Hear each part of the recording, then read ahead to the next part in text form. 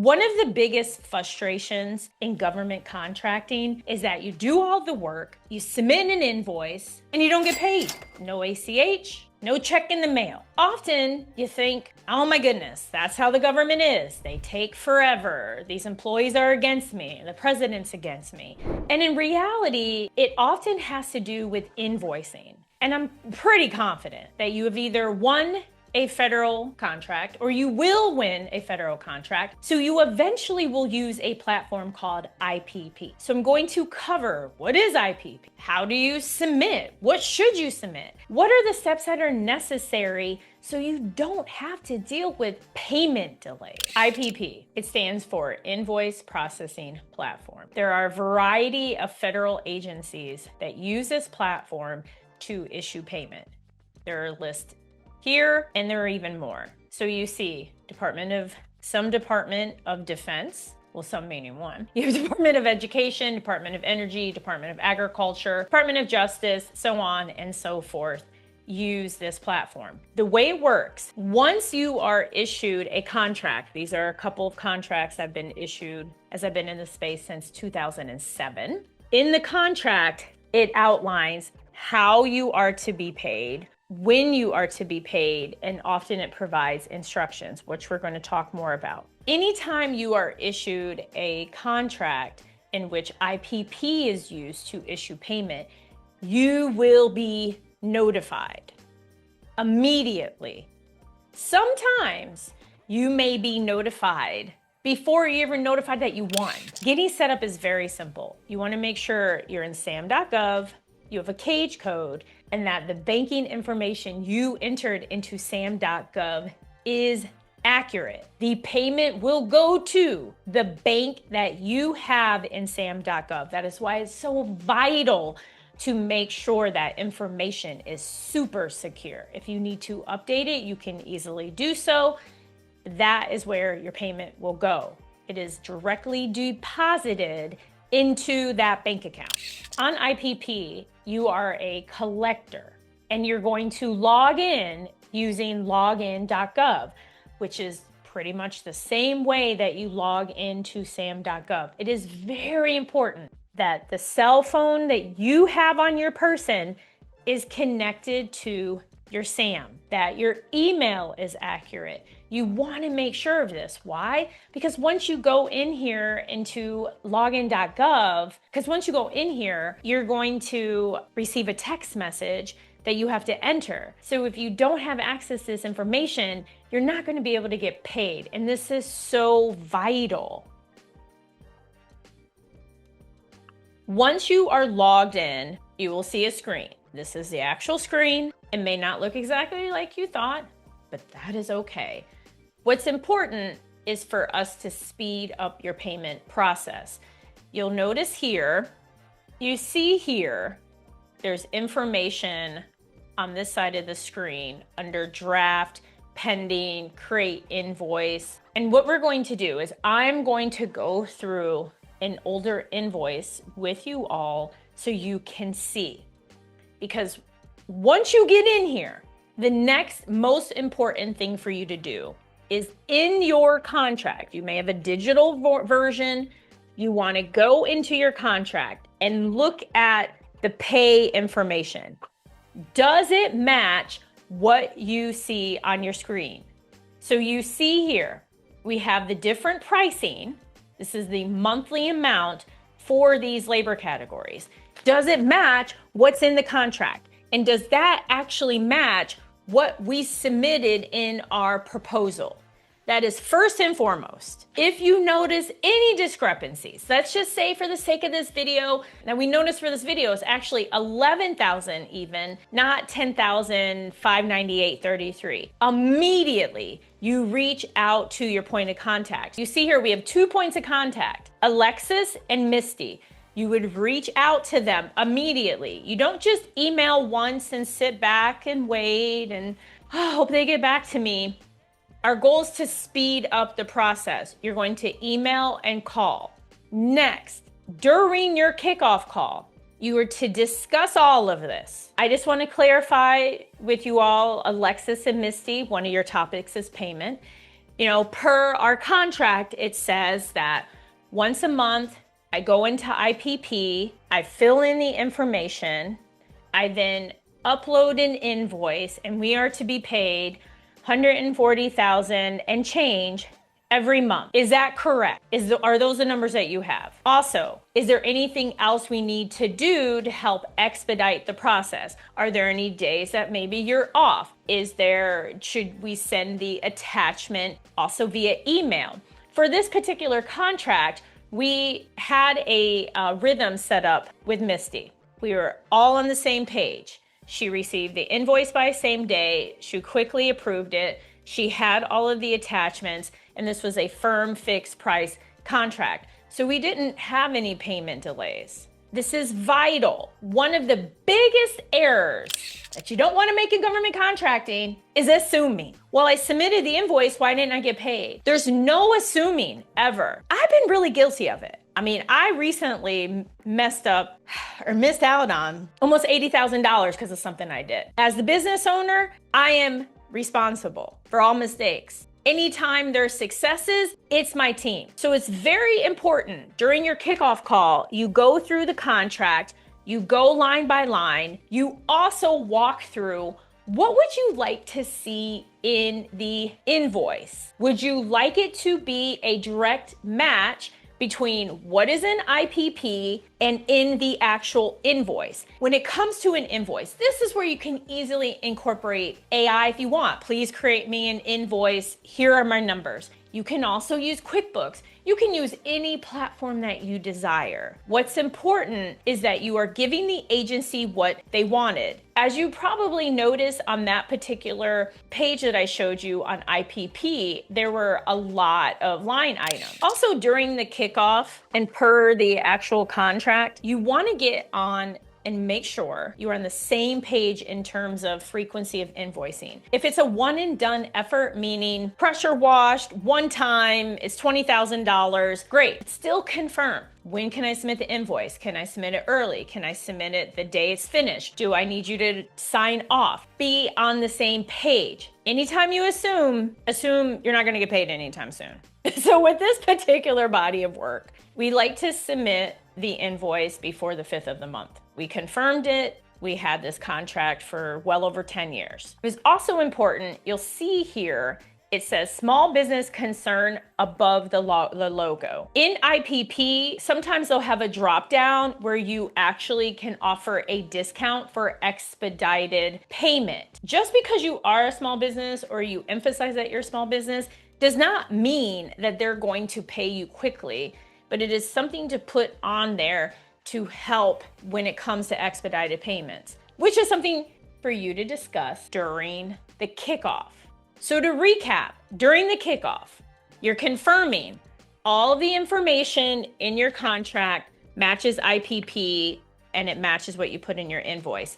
The frequency of when you invoice, who is going to review the invoices? Do they want any additional information shared with them? As well as, do they provide any kind of expedited payments given you're a small business? So when it comes to IPP, you may be wondering, okay, if everything is in the system, it's also outlined in the contract, I discussed it during the kickoff, why do I need to also submit an invoice? It is checks and balances, and this is really important for you as the business owner, for you to know, here is my revenue. Here is over $140,000 coming in to my business. This is business revenue. That's why this is important, as well as for you to look at costs and do all types of accounting things to make sure you are paid quickly. For this contract, we were asked to outline every labor category.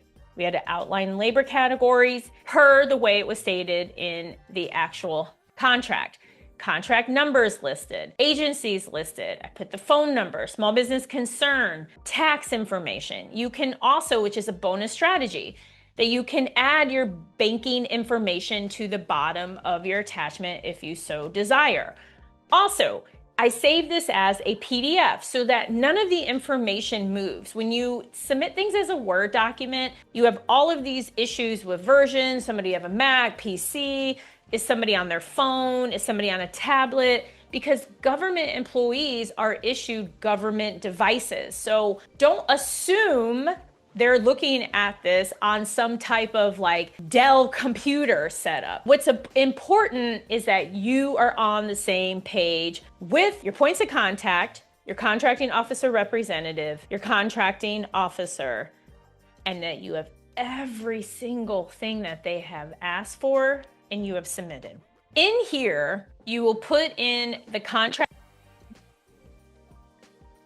and the contract will pop up and you're going to click on it. Inside of IPP, you will see the different labor categories, the description, and you'll be able to type in the information. One big mistake people often make, the agency may put the entire contract award in there. So they think, oh my gosh, I have 80,000, I have 1.2 million, I have 30,000. So I just invoice for it? No. You're only invoicing for the work that you've done. And inside of IPP, you would upload the attachment. You can see the invoice number, PDF, everything is there.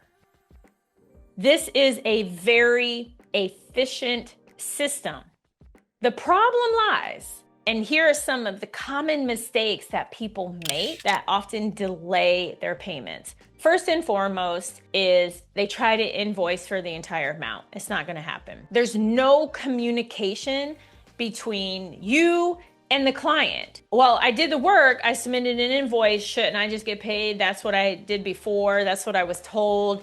No, please do not do these things. In a Department of Defense portal, we once had a payment delayed for 3 months from the Navy. You don't want that. You do not want that. I am here to help expedite payments. Missing supporting documents. If the agency says, please submit the form that we signed off on, please submit a timesheet. For instance, for one of our contracts, we have to provide the timesheet from Harvest. Or if they ask you to submit photos, travel documents, receipts, please submit these things. Making assumptions will lead to no payment. Line items mismatching. If the line item is 001 and you're like, I'm just gonna put 1,000 glasses there because that's what I sold to the government, okay. I am here to help you get paid quickly. Perhaps during your kickoff, you found out Misty is approving the invoices, but unexpectedly, Misty is out of the office, or maybe Misty is no longer there and found magic elsewhere. Who is replacing Misty? Who is now the person or persons approving your invoice? There is no wizard behind the curtain at IPP like, ooh, I'm just gonna approve. It is not how it works. There are human beings who are involved. IPP as a platform is beautiful. It's free. You can call them. They're super helpful. However, they are not the ones who are approving your invoice. The individual or individuals noted in your contract are the people responsible for approving. If you had somebody else set up your Sam.Gov, please make sure you can get in there because the banking information that's in Sam.Gov is how they are to pay you. So if you need to update it, maybe you switch from Navy Federal to Bank of America, or you go from Bank of America to a credit union, you need to be able to update it. Just because you list your banking information in the actual PDF invoice does not mean that's the bank that they're going to pay. Another common mistake that I see is only one person has access to the system. So if it's your husband, or if it's your friend, or if it's a colleague, it's a son, it's a daughter, it's someone else in your company, well, what happens if they're unavailable? What happens if they have a tech problem? Please make sure at least 2 of you have access. That's what I've done for my team. I have an individual who submits the invoice. I also have access. And a bonus strategy. Anytime somebody leaves the team, or maybe you change email addresses, deactivate that person. People do nefarious things. That is why we now have the added security on Sam.Gov and IPP. There have been so many people out there who have committed fraud in this platform, and I don't want it to happen to you. I once had a woman reach out to me. She was partnered with some people and she loved it. It was great. It always seems amazing in the beginning, but partnership is a ship that doesn't sail. And that's what happened with her. Things did not work out. However, they still had access to IPP and they were still listed as owners of the business. So it turned into a huge mess because they can change the bank account. There are different things that they can do. Another common mistake that I see is assuming you did everything perfectly. Check, check, check. Check to see what is the status of your invoice. What is going on with the invoice? You want to call, you want to email during the kickoff. Make sure you get the person's cell phone number. Call them, text them. Hey, Misty, what's up with my invoice? When am I getting paid? We had discussed this. You know, in a very professional manner. I spoke like that because we had a very kind of casual relationship with her. It is vital because you assume you ain't getting paid. I have used numerous platforms since being in the space since 2007. Numerous. And I understand the pain of thinking you did everything perfect and you didn't. Another common mistake is you go into IPP, you submit it, and then you're like, oh my gosh, I forgot an attachment.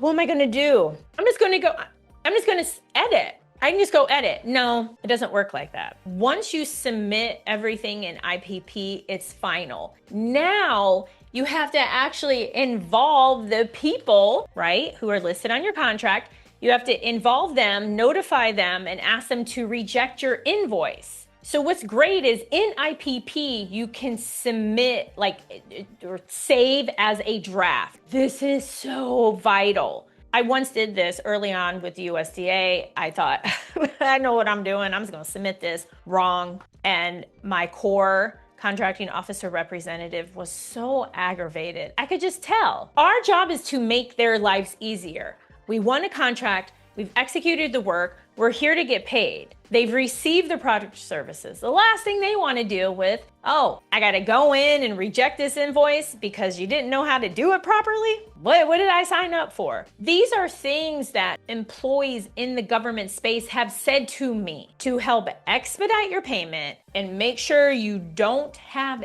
any delays. Here are the pro tips. Make sure everything matches IPP and in your contract. Discuss invoicing out the gate in your kickoff call. Another bonus strategy, don't have your subcontractor on that kickoff call when you discuss these things. Next, make sure that you submit, as long as they say yes, a copy of the invoice to the point of contact via email. Have copies, be it in QuickBooks, you've saved it in PDF, or even if you've used AI to create it, you have a backup copy. Include and ask about any additional attachments that they want. I kind of lean in and believe more is better, but confirm with them. We are not to make assumptions ever in government contracting. Address. Is there any way for you to receive expedited payment? So a few years ago, the USDA had a relationship with US Bank. For a small percentage, we received payment in 5 days. So we would submit the invoice, US Bank